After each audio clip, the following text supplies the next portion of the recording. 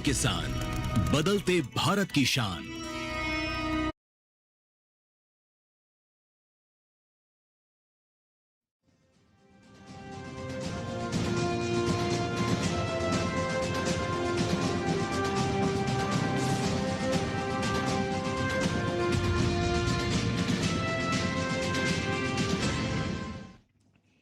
नमस्कार, किसान समाचार में आप सभी दर्शकों का स्वागत है। मैं हूं साइमा खान।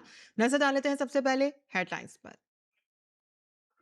भारत के गांवों में किसानों की पहली पसंद बन रही है मक्का की खेती।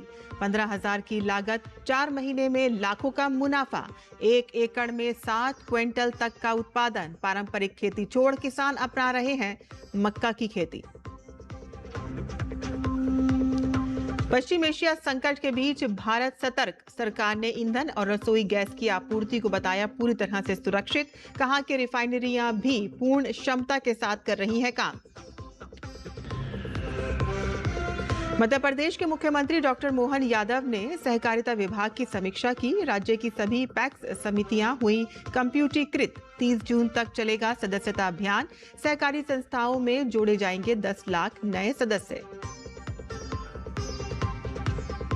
मॉनसून से पहले दिल्ली सरकार के बड़े जल संरक्षण अभियान का आगाज। राजधानी के 75 सरकारी स्कूलों में पुनर्जीवित होंगे रेन वाटर हार्वेस्टिंग सिस्टम। कम लागत और आसान रखरखाव वाला एहसास मॉडल होगा लागू। देश के कई राज्य सख्त गर्मी और लू की चपेट में। उत्तर प्रदेश में तापमान ने तोड़े सारे रिकॉर्ड।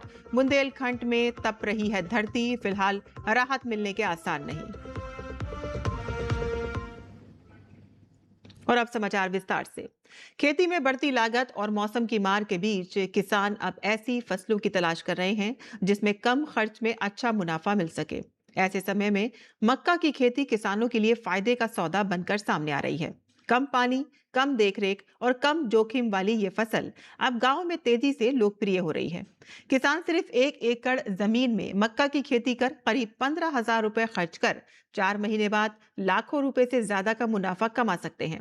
ये खेती अब दूसरे किसानों के लिए भी प्रेरणा बन रही है। मक्का की फसल करीब 4 महीने में तैयार हो जाती है और अच्छी देखभाल होने पर 1 एकड़ खेती से लगभग 60 क्विंटल तक का उत्पादन मिल सकता है। और इस समय बाजार में मक्का का भाव करीब 20 रुपए प्रति किलो चल रहा है।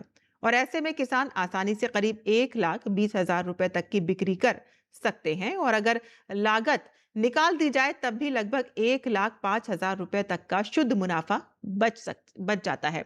और कम समय में इतनी कमाई होने से अब कई किसान मक्का की खेती की तरफ रुख कर रहे हैं। पश्चिम एशिया में हाल के घटनाक्रमों पर अंतर मंत्रालय प्रेस वार्ता में पेट्रोलियम और प्राकृतिक गैस मंत्रालय की संयुक्त सचिव सुजाता शर्मा ने कहा कि भारत सरकार इस स्थिति से निपटने के लिए पूरी तरह से तैयार है। देश में पेट्रोल और डीजल और रसोई गैस की पर्याप्त आपूर्ति उपलब्ध है। हमारी रिफाइनरियां भी देश की मांग को पूरा करने के लिए पूरी क्षमता से काम कर रही हैं। और इसके अलावा रिफाइनरियों में एलपीजी उत्पादन को बढ़ावा गया है और देश की रिफाइनरियों में लगभग 46 से 47,000 टन एलपीजी बनाई जा रही है। कि वेस्ट एशिया क्राइसिस को स्टार्ट हुए 81 दिन से अधिक हो चुके हैं और हमारे इंपोर्ट्स उससे अफेक्ट हुए हैं, परंतु भारत सरकार ने सभी संभव स्टेप्स लिए हैं ताकि जो आम जनता है उसको कम से कम परेशानी का सामना करना पड़े।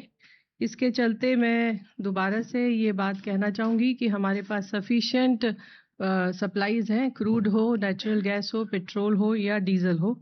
हमारी रिफाइनरीज ऑप्टिमम कैपेसिटी पर ऑपरेट कर रही हैं ताकि जो देश की डिमांड है उसको मीट किया जा सके। इसके अलावा रिफाइनरीज में एलपीजी प्रोडक्शन को रैंप अप किया गया है और लगभग 46 से 47,000 टन एलपीजी देश की रिफाइनरीज में बनाई जा रही है।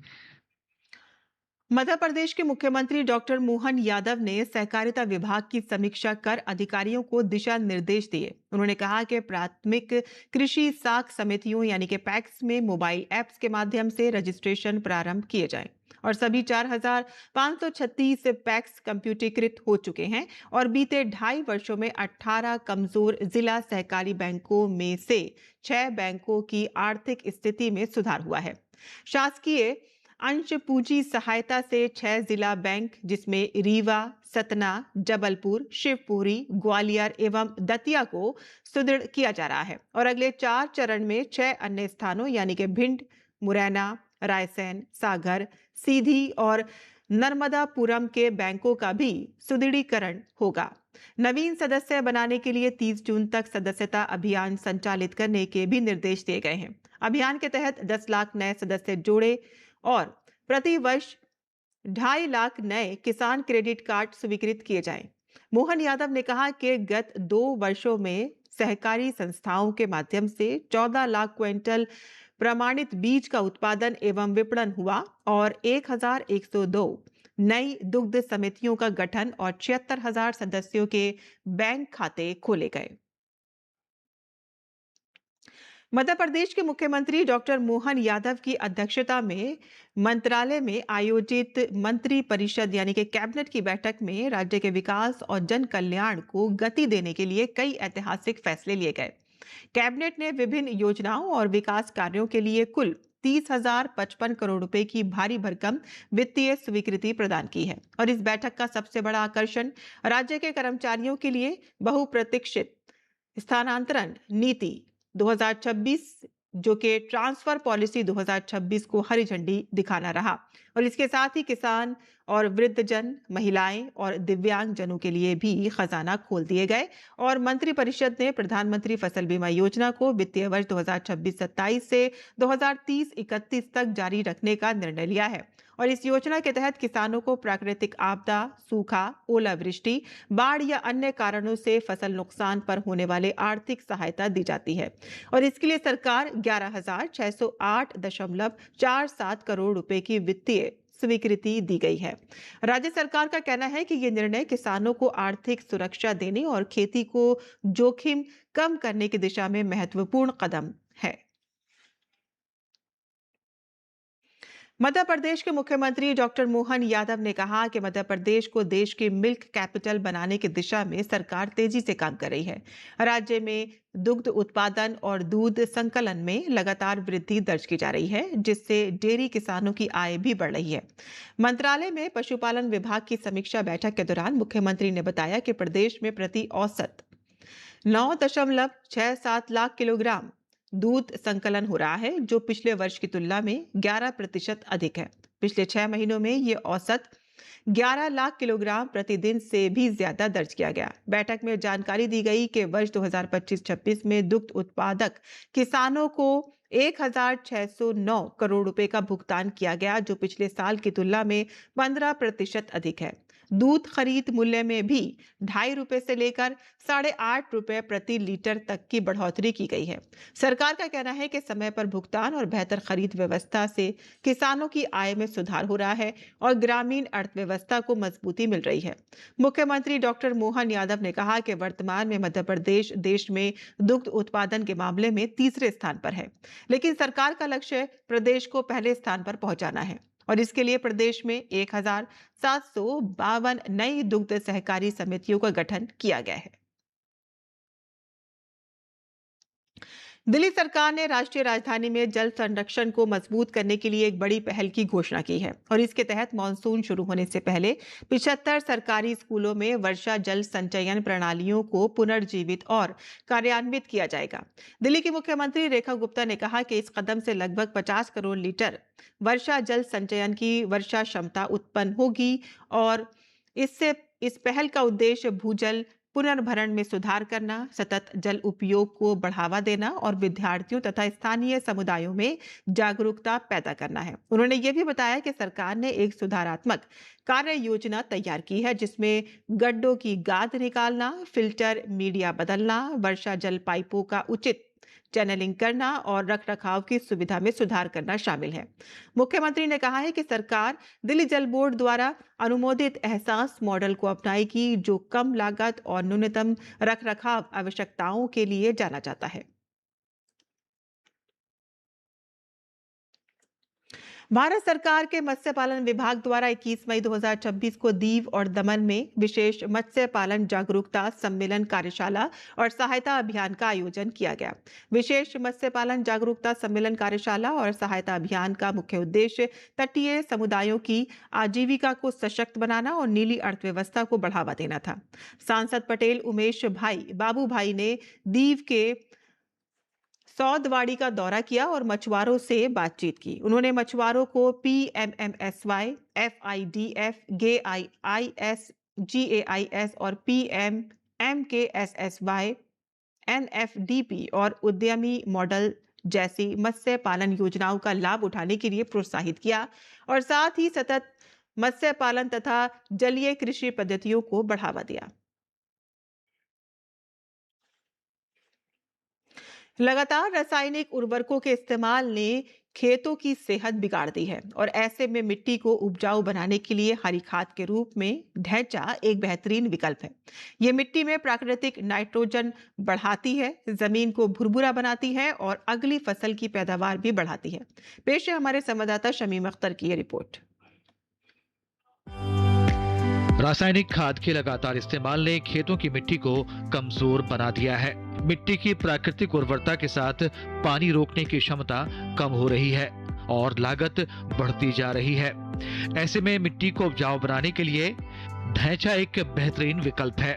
ढैंचा एक हरी खाद वाली फसल है। करीब 40 से 50 दिन में तैयार होने वाली इस फसल को जुताई करके मिट्टी में मिला दिया जाता है, जिससे जमीन की उर्वरता बढ़ती है।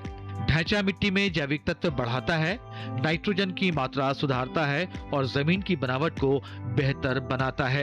ये खेत की जल धारण क्षमता भी बढ़ाता है, यानी मिट्टी ज्यादा समय तक नमी बनाए रखती है।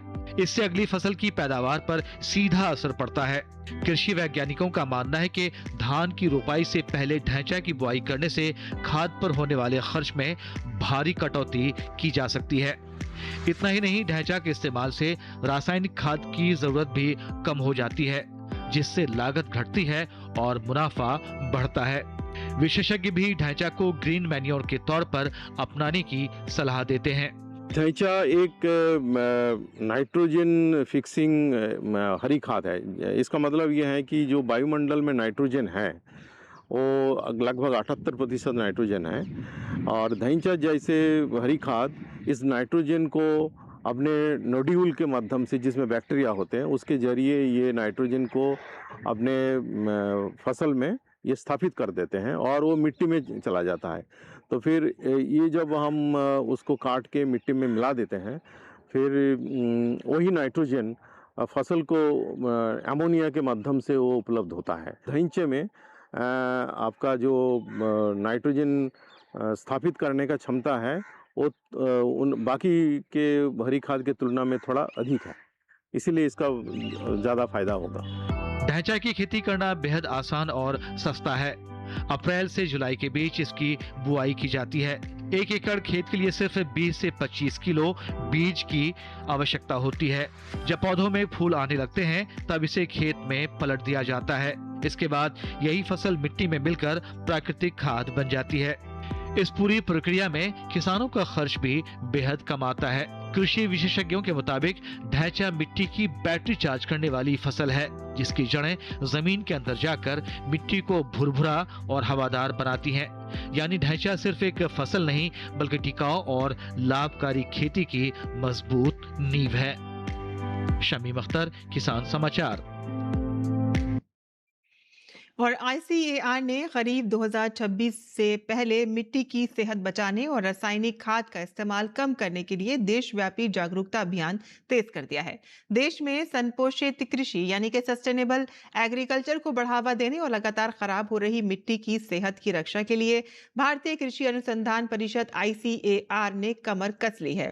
ICAR ने अपने कृषि विज्ञान केंद्रों और अनुसंधान संस्थानों के विशाल नेटवर्क के जरिए उर्वरकों, फर्टिलाइजर फर्टिलाइजर्स के संतुलित इस्तेमाल को लेकर एक बड़ा राष्ट्रव्यापी जागरूकता अभियान शुरू किया है। लगभग 1 महीने से चल रही इस विशेष पहल के तहत 18 और 19 मई 2026 को देश के अलग-अलग राज्यों में कई बड़े कार्यक्रमों और कार्यशालाओं का आयोजन किया गया और इसका मुख्य उद्देश्य खरीफ 2026 सीजन से पहले किसानों, छात्रों और कृषि हितधारकों को मिट्टी परीक्षण आधारित पोषक तत्व प्रबंधन और पर्यावरण के अनुकूल विकल्पों के प्रति जागरूक करना है। ICAR ने भोपाल के सीहोर के आमला गांव में हरी खाद, जैव उर्वरक और सटीक कृषि को लेकर अभियान चलाया। तो वहीं मेरा गांव मेरा गौरव कार्यक्रम के तहत धार जिले के मुंडाना गांव में सोयाबीन की फसल में संतुलित खाद के उपयोग पर बैठक की गई। तो वहीं पंजाब में अबोहर स्थित KVK फाजिल्का ने स्कूली छात्रों के लिए संतुलित उर्वरक अपनाएं, मिट्टी की उर्वरा शक्ति बचाएं संदेश के साथ जागरूकता शिविर लगाया ताकि आने वाली पीढ़ी भी मिट्टी के महत्व को समझे। वहीं दूसरी तरफ राजस्थान के भरतपुर स्थित भारतीय सरसों अनुसंधान संस्थान IIRMR ने रणधीरपुरा गांव में किसान संगोष्ठी का आयोजन कर प्राकृतिक और जैविक कृषि पद्धतियों की जानकारी दी। देश का आधा से ज्यादा हिस्सा गर्मी से तप रहा है और उत्तर प्रदेश, मध्य प्रदेश, दिल्ली, राजस्थान सहित 10 राज्यों के 24 शहरों में गुरुवार को पारा 45 डिग्री के पार दर्ज हुआ। खास तौर पर उत्तर प्रदेश में तापमान भारी रिकॉर्ड तोड़ रहा है और पूरा राज्य भीषण गर्मी की चपेट में है। लगातार 5वें दिन कल बांदा जिले में देश का सबसे अधिक तापमान 47.6 डिग्री सेल्सियस दर्ज किया गया। बुंदेलखंड सबसे ज्यादा प्रभावित क्षेत्र रहा, जहां अधिकांश हिस्सों में तापमान 45 डिग्री सेल्सियस से ऊपर पहुंच गया। बांदा में 47.6 डिग्री सेल्सियस तापमान दर्ज किया गया, जो सामान्य से 4 डिग्री अधिक था और इसने शहर में जनजीवन अस्त व्यस्त कर दिया। प्रयागराज में भी पीछे नहीं रहा, जहां तापमान 40.6 डिग्री सेल्सियस तक पहुंच गया, जो सामान्य से 5 डिग्री अधिक था।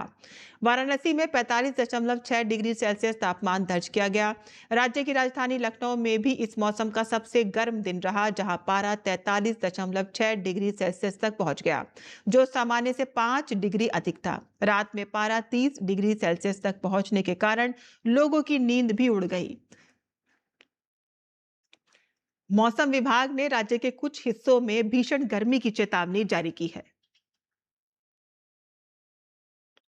प्रदेश में भीषण गर्मी और लगातार बढ़ते तापमान को देखते हुए उत्तर प्रदेश के मुख्यमंत्री योगी आदित्यनाथ ने अधिकारियों को राहत एवं बचाव कार्यों को लेकर पूरी सतर्कता बरतने के निर्देश दिए हैं। मुख्यमंत्री ने कहा है कि जन सामान्य को हीट स्ट्रोक और निर्जलीकरण और गर्मी से होने वाली अन्य समस्याओं से बचाने के लिए सभी विभाग समन्वय बनाकर कार्य करें। उन्होंने स्पष्ट निर्देश दिए हैं कि जिला प्रशासन, स्वास्थ्य विभाग, बिजली विभाग और राहत एजेंसियां अलर्ट मोड पर रहें तथा किसी भी प्रकार की लापरवाही ना बरती जाए।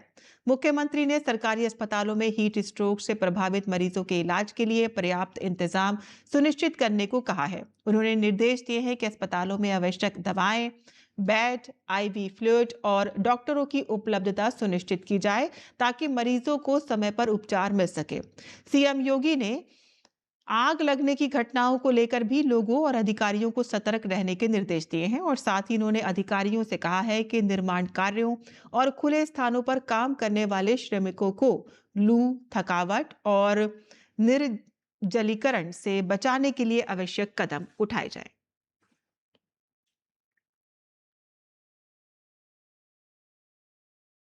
और अब बात कर लेते हैं मौसमी खेती की। किसान इस मौसम में कैसे रखें अपनी खेती का ख्याल, आइए देखते हैं।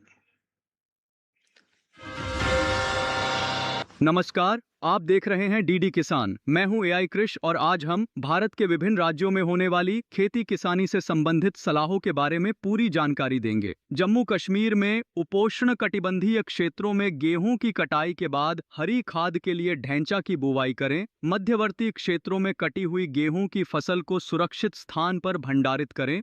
साफ मौसम में मक्का की बुवाई करें। घाटी समशीतोष्ण क्षेत्रों में भूरी सरसों की कटाई करें। साथ ही मक्का और भिंडी की बुवाई भी करें। अब बात हिमाचल प्रदेश की। मध्य पहाड़ी क्षेत्रों में सब्जियों की नर्सरी को बारिश से बचाने और मिट्टी में नमी बनाए रखने के लिए पौधों को घास से ढकें। उप पर्वतीय और निचले पहाड़ी क्षेत्रों में धान की नर्सरी तैयार करें। सिंचित क्षेत्रों में हरा चारा पाने के लिए मक्का के साथ सोयाबीन या लोबिया बोएं। कद्दू वर्गीय सब्जियों की रोपाई करें और पौधों को सहारा दें। ऊंचे पहाड़ी क्षेत्रों में फ्रेंच बीन, खीरा, करेला और लौकी की बुवाई जारी रखें। साथ ही टमाटर और बैंगन की पौध लगाएं। इसी तरह कृषि और किसानों से जुड़ी हर महत्वपूर्ण जानकारी के लिए हमारे साथ जुड़े रहिए और देखते रहिए डीडी किसान। धन्यवाद।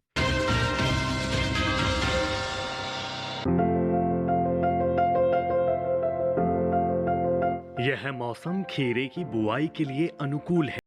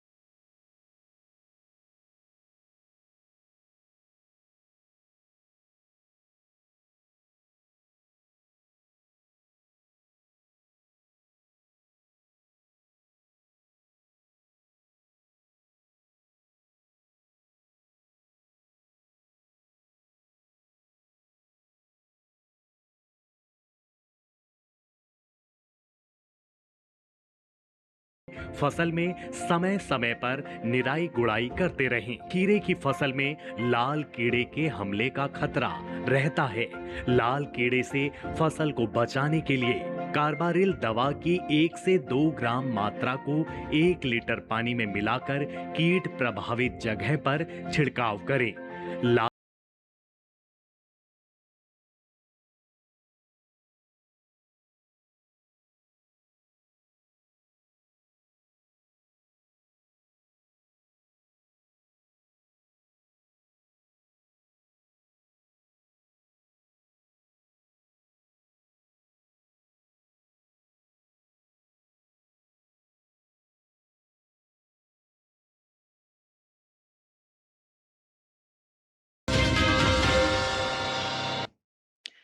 और खेती किसानी के साथ साथ आइए नजर डाल लेते हैं कुछ और महत्वपूर्ण खबरों पर। खास खबर में साइप्रस के राष्ट्रपति निकोस क्रिस्टोडोलाइडिस ने प्रधानमंत्री नरेंद्र मोदी से मुलाकात की। नई दिल्ली स्थित हैदराबाद हाउस में दोनों नेताओं के बीच द्विपक्षीय बैठक हुई और इस अवसर पर दोनों नेताओं ने आपसी हितों के विभिन्न मुद्दों पर विचार विमर्श किया। पीएम मोदी से मुलाकात से पहले साइप्रस के राष्ट्रपति विदेश मंत्री डॉक्टर एस जयशंकर से मिले और साइप्रस के राष्ट्रपति ने राजघाट में भी राष्ट्रपिता महात्मा गांधी को पुष्पांजलि अर्पित की और राष्ट्रपति द्रौपदी मुर्मू से भी मुलाकात करेंगे। और प्रधानमंत्री नरेंद्र मोदी ने विदेश दौरों से लौटने के बाद कल मंत्री परिषद की बैठक की अध्यक्षता की और ये बैठक सेवा तीर्थ में हुई।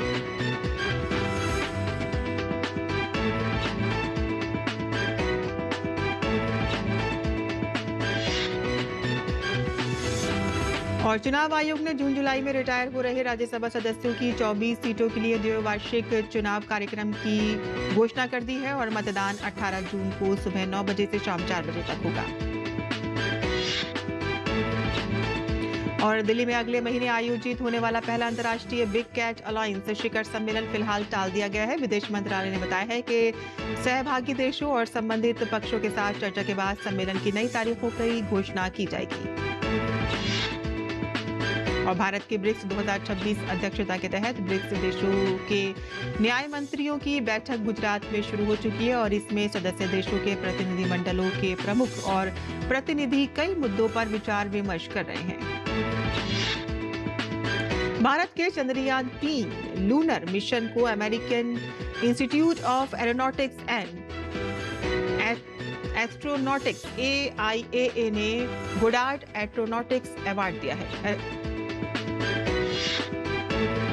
और बकरीद से पहले कलकत्ता हाई कोर्ट ने बड़ा फैसला सुनाते हुए पश्चिम बंगाल सरकार के उस नोटिफिकेशन को चुनौती देने वाली याचिकाएं खारिज कर दी हैं जिसमें त्योहार के दौरान पशु बलि पर सख्त नियम लागू किए गए। पुलिस ने आरोपी के पास से एयर फाइबर मॉडेम और CCTV कैमरा बरामद किया है। सुजानपुर थाने में BNS और आधिकारिक गोपनीयता अधिनियम 1923 के तहत यह मामला दर्ज किया गया। और इसी के साथ ही हमारा ये किसान समाचार यहीं खत्म होता है। अनुमति दें, नमस्कार।